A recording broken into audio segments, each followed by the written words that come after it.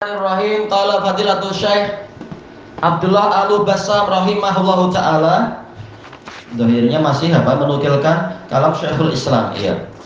Wa qawluhu man istarata syartan laisa fi kitabillahi fahuwa batil. Kata Syekhul Islam, sabda Nabi sallallahu alaihi wasallam bahwasanya barang siapa membuat suatu syarat yang tidak ada dalam kitabullah, maka itu adalah syarat yang batil.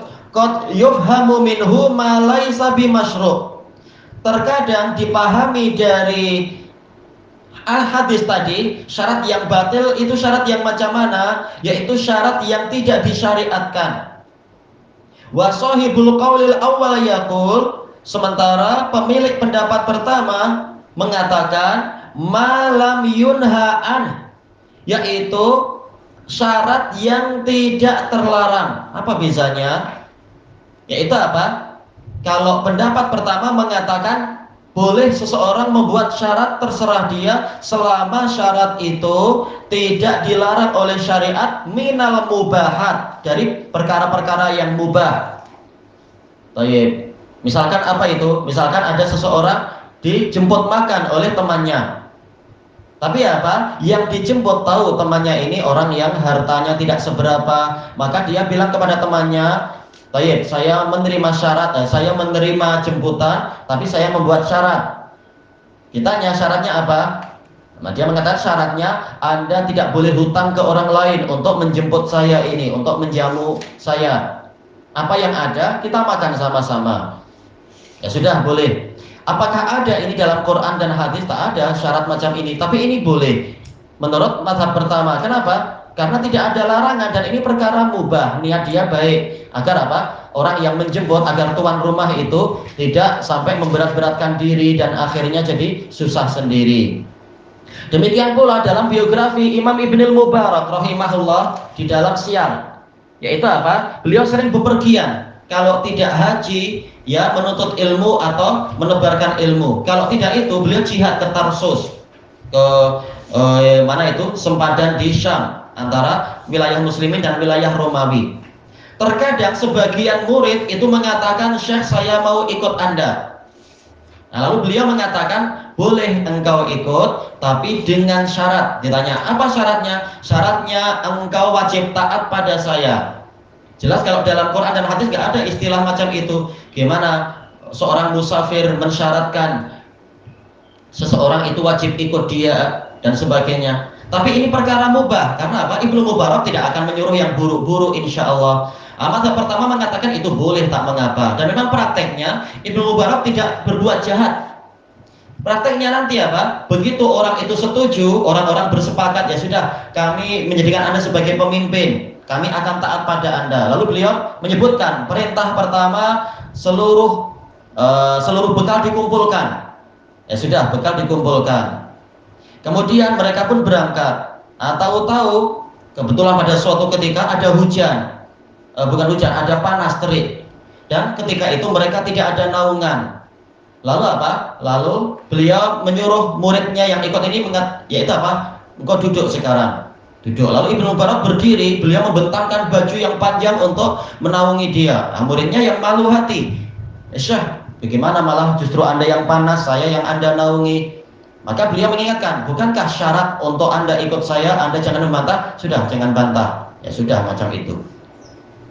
Kemudian juga ketika perjalanan haji, banyak orang-orang kampung yang ikut. Lalu beliau mensyaratkan itu tadi. Kemudian semua harta mereka beliau kumpulkan, sengaja itu. Kemudian apa? Sepanjang perjalanan beliau yang mulai memberikan bekal secara seimbang. Semuanya diberi bekal yang sama, makanan yang sama. Kalau mau beli belah ya dikasih duit secukupnya untuk beli belah. Jangan sampai ada yang beli langsung belah tak bayar, ya, tentunya tak sesuai. Nah, setelah mau pulang, beliau mengingatkan, keluarga kalian menunggu di rumah, menunggu buah tangan, oleh-oleh. Nah, ini duit yang kemarin kan kita kumpulkan itu. Nah, ini bagi-bagi. Kemudian belilah hadiah-hadiah dari Mekah atau Madinah, lalu kita pulang. Rumahnya di Marwah, di Khurasan. Nah, ternyata begitu mereka sampai ke kampung itu, mereka dapati rumah-rumah mereka sudah dicat dengan cantik. Ketika mereka menyelidiki, siapa yang menyuruh mengecat, sementara apa? Kami tak meninggalkan duit untuk beli cat. Mereka bilang ini ada kaki tangan Ibnul Mubarak yang mengecat, free katanya. Wah, suka mereka. Baik. Nah, kemudian setelah semuanya selesai, ketika mau berpisah, Ibnu Mubarak menyerahkan kantong-kantong duit ke mereka, mengatakan ini duit kalian masih lengkap. Saya kemarin tidak memerlukan duit kalian. Ketika mereka protes, kenapa tak mengambil duit ini? Beliau bilang, kalian wajib ikut perintah saya, ini syarat, maka tak perlu protes kalian. Nah, ini niatnya baik, bukan untuk jahat. Mazhab pertama mengatakan seperti ini boleh. Kenapa? Ini perkara yang mubah, bukan mengandungi maksiat atau apa. Tapi madhab yang kedua mengatakan syarat seperti ini tidak ada dalam kitabullah, maka ini tidak boleh. Ya, inilah perbedaan antara madhab pertama dan kedua. Madhab pertama mengatakan selama tidak ada larangan dan itu perkara yang mubah, boleh-boleh saja, maka hukumnya sah syarat seperti ini. Madhab kedua mengatakan selama tidak ada dalam kitabullah, maka ini tak boleh. Kenapa? Nabi mengatakan barang siapa membuat syarat dalam kitab, membuat syarat yang tidak ada dalam kitabullah, maka itu batil. Mana madhab yang betul? Tentunya madhab yang pertama. Dan ini dibahas sangat bagus oleh Ibnul Qayyim rahimahullahu ta'ala di dalam kitab beliau Ighatsatul Lahfan. Bahwasanya apa? Seluruh akad dan syarat yang walaupun tidak ada di dalam kitabullah tapi isinya baik, isinya mubah, maka ini adalah halal. Kenapa? Karena hadis tadi laisa fi kitabillah bukan maksudnya adalah tidak ada dalam Quran atau hadis semacam, tapi kitabullah artinya adalah hukmullah, tidak ada dalam hukum Allah. Sementara kita tahu hukum Allah ini luas. Bukan hanya lafadz Quran dan lafadz sunnah, tapi juga apa? Al-mustanbatot minhuma, yaitu faedah-faedah yang mungkin diambil dari Quran was sunnah. Sementara di antara kaidah yang diambil dari Quran was sunnah itu apa? Perkara-perkara yang mubah itu tidak terlarang. Berarti apa? Yang betul adalah memang madhab yang pertama yang mengatakan apa? Semua syarat yang memang tidak ada larangan di dalam hukum Allah dan itu adalah perkara yang memang mubah, maka ini syarat yang tidak terlarang. Boleh orang membuat syarat-syarat macam itu, tidak mengapa. Fahuwa ma'udhina fih, maka dia ini adalah sesuatu yang Allah izinkan, tidak mengapa walaupun tidak ada dalam Quran, tidak ada lafadznya dalam hadis. Ini perkara yang mubah, itu adalah perkara yang Allah izinkan, tidak mengapa itu. Fayakunu masyru'an bi kitabillah, maka sebenarnya ini masih disyariatkan dalam kitabullah, karena bagian dari syariat apa? Yaitu al-ibahah, pembolehan. Wa amma makana minal uqudillati yuqsadu biha ta'at, adapun kalau syarat-syarat itu termasuk dari akad-akad yang dimaksudkan untuk menjalankan ketaatan-ketaatan, yaitu ada ibadah khusus kan nazar, seperti nazar, fala budda ayyakunal manzuru ta'ah, maka wajib apa yang dinazarkan itu adalah berupa ketaatan, karena nazar ini ibadah khusus. Makanya tak boleh orang mengatakan saya bernazar kalau saya bulan ini mencapai keuntungan niaga 1000, saya akan terbang ke langit. Oh, tak boleh itu, karena ini bukan dari ketaatan. Tak ada dalam ibadah itu perintah untuk apa? Atau istihbab terbang ke langit, tidak ada. Malah apa? Akan menyusahkan sendiri, perlu duit banyak untuk boleh pakai alat-alat pergi ke langit kalau mampu juga. Famataka mubahan lam yajibil wafaibin, maka kalau nazar itu sekedar perkara yang mubah, tidak wajib untuk ditunaikan. Ini ada kata-kata yang iya, karena apa? Karena nazar ini ibadah khusus.